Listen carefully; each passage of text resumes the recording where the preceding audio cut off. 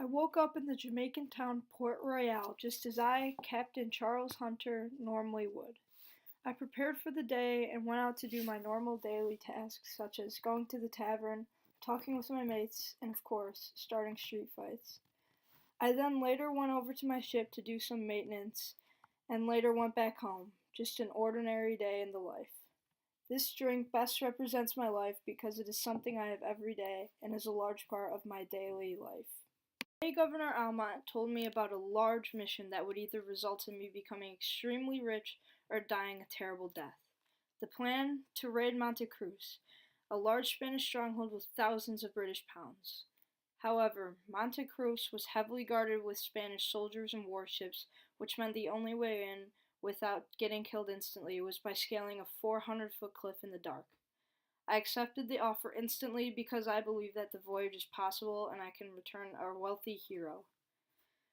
This map represents the call to adventure because it is a plan on how to raid Monte Cruz and how to escape. It's the first thing Almont showed me. To find a crew, one of my most trusted men named Santos offered to join, at which I was more than happy to accept. He's gone on dozens of voyages throughout his life and is known throughout Port Royal for his inventions, including Granados. He gave me many tips on which types of people I need in my crew, who to trust and who not to trust, and taught me how to read and write, and in general made me a better seaman. He's my number 2 man. This journal represents Santos because of the knowledge he has given me, and he's taught me how to read and write. September 7th, 1695, we left on our voyage for Monte Cruz with a crew of around 80 men on the voyage. There's no turning back now because I promised the crew and Governor Almont with great riches and wealth.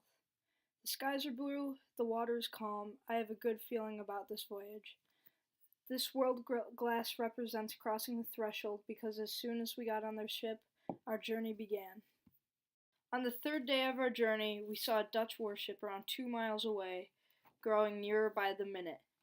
We knew we had to prepare for battle, for if we didn't get past them, our hopes of riches were ending. We readied the cannons and fired as soon as they came into range.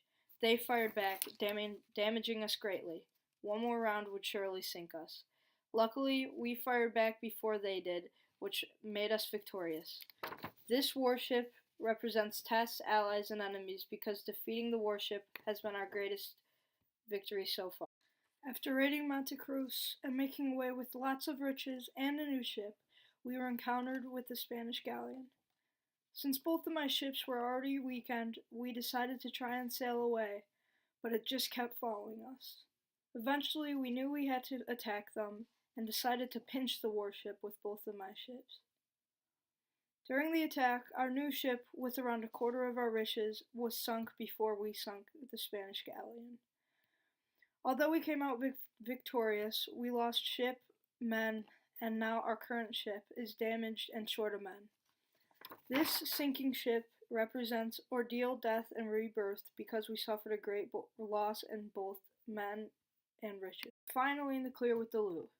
We raided a heavily armed port, a Spanish galleon, and destroyed a Dutch warship. We are around 3 days away from Port Royal, and I'm ready to become a rich and honored man. With all the gold I'm about to have, I can buy a new ship, a new home, and drinks for the rest of my life. This chest represents seizing the sword because I finally have the riches that I've worked so hard for. On our last day back, we encountered the mighty Kraken.